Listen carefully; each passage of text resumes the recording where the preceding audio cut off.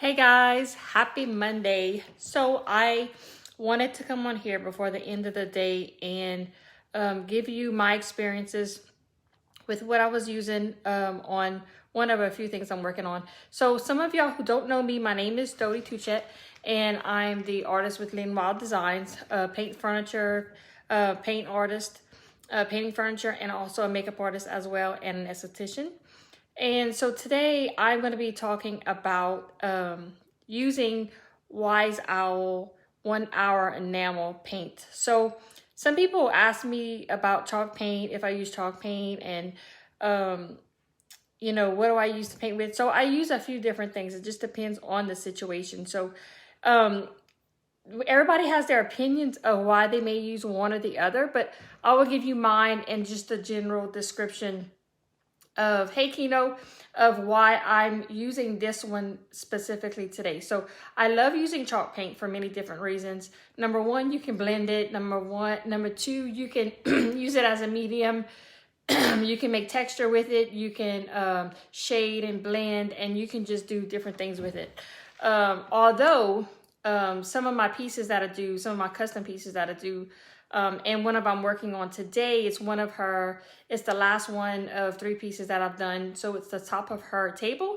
It's a French provincial piece that she actually had in her family for many years, and it's a beautiful piece. So I love to sand, and I actually sanded the top off of this particular piece. I'll put it down, see if you can see it. I actually sanded the top off on this particular piece. I don't always, but number one, the reason I did it because it was kind of slick. Number two, because she had something on it and I wasn't sure how far down it would go, and I didn't want it to come up into the paint later on, even though I used primer. Number three, I sanded it. So this paint right here, the 1 hour enamel, even though I sanded it down, I didn't have to. I could have scuff sanded it after I cleaned it, prepped it. But I ended up sanding the whole thing off. It was a little shiny surface. So it was raw wood after I finished sanding it, and I cleaned it again. And this is the 1 hour enamel that I used on her piece. So the 1 hour enamel is a really nice paint because it actually cures in way less time than all the paints out there that I know of. I mean, they may have one out there that I don't know about, so I don't like to say, but this actually cures within a few hours. And it doesn't need a top coat, but I always top coat this one. And the reason I'm saying it doesn't need a top coat because it has a satin finish and it gets rock hard on the finish. So I know a lot of people have experience with people might have experience with having brush strokes and creating brush strokes. And with my experience and many others that I have talked to, the number one thing I have noticed with brush strokes is number one, you always need 2 coats no matter what you do or what paint you use. Number one, you do not dip your brush in all the way into the paint. And the first coat, this is actually, and I'm going to show you, this is actually my first coat.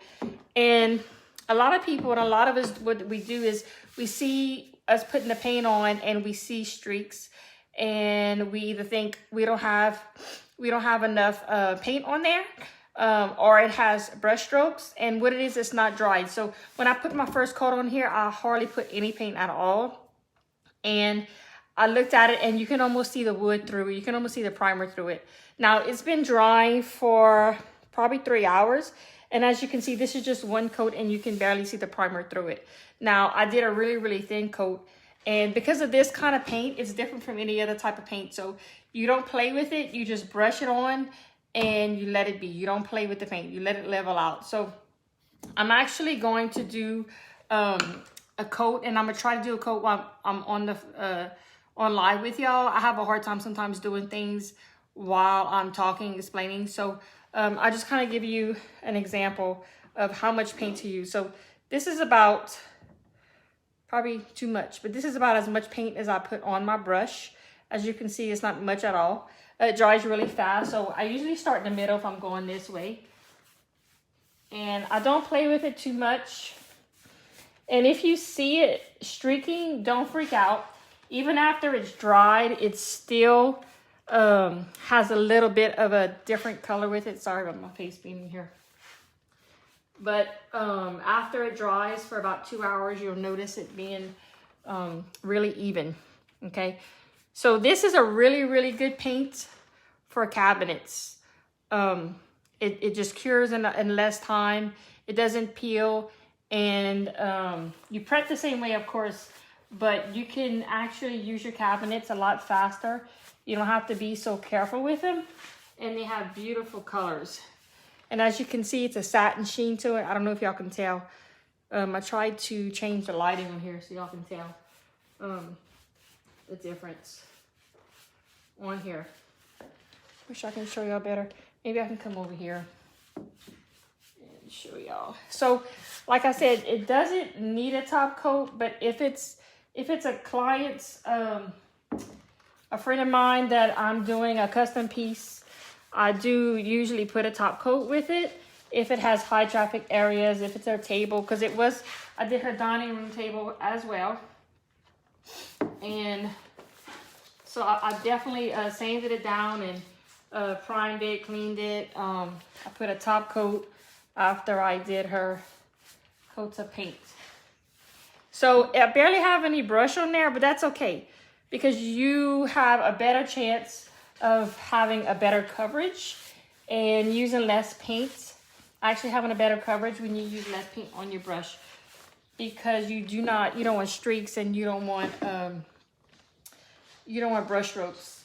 And even though it levels out on its own, you still don't need a whole lot of paint, especially with this one, because it dries really fast, so you don't want to play with it too much.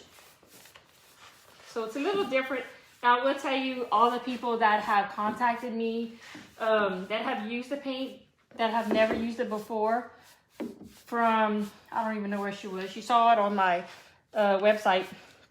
She said she loved the paint, and she actually painted her countertops with it.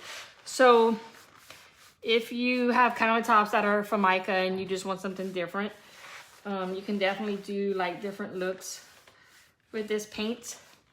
If you have wood that's older, that may be a little movable, it may be soft wood and it may be more flexible, I probably would not suggest using it, because this paint gets really rock hard. And if you have a piece that is solid wood that's old and it moves a lot, I probably wouldn't do it on that. But I would use chalk paint, which is another good reason why chalk paint is so awesome, because it's flexible, it's bendable, and it gives as wood expands and contracts. So this piece, of course, is on the top of her table, so it's not expanding, it's not contracting, it's not going anywhere. So this paint is perfect for it. I'm telling you, I cannot talk and paint at the same time, I don't think. James laughing at me. And I wanted to say something like that. Oh, if you want to paint glass, of course, you know, like if you want to paint glass or anything that's not wood, if you want to paint, I don't know, what should I say besides glass? Anything slick, this paint is really good for it as well. I do use Slick Stick from Dixie Belle as though to put it underneath as a primer if I'm using it on glass or anything ceramic or anything shiny that's not wood. Okay, so this is already dried. It's dry to the touch. It's not pure enough to do another coat, but it's definitely dry to the touch. And it doesn't look it because it's not dried all the way. It just feels dry to the touch. But whenever, if you could see it, I don't know if you can see it, but I can see that it still looks different. And when you see that, you might kind of say, oh my God, what's wrong with this paint? It's just the way the paint dries. So Wise Owl has a chalk paint, and they also have a 1 hour enamel. So it's an option of, like if you're doing your kitchen cabinets and you don't want to use chalk paint, this is a perfectly good paint to use on that. In fact, I'm probably gonna redo one of my cabinets with one of these paints, our island, because I threw paint on all our island from painting in the house, which is awful. So you can probably see some of the streaks on here now because I just painted it. It will self-level. Just leave it alone. Don't keep brushing over. You just leave it alone and it does its thing. Now, even though it has a satin top coat, I will put a clear coat. I will tell you that I'm very much a fanatic about sanding in between my primers, my paints, and my sealers.